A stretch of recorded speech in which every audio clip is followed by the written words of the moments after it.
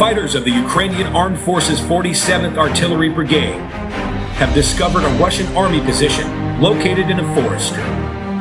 The position where an ammunition depot, armored combat vehicles, and artillery installations were located was hit by artillery fire.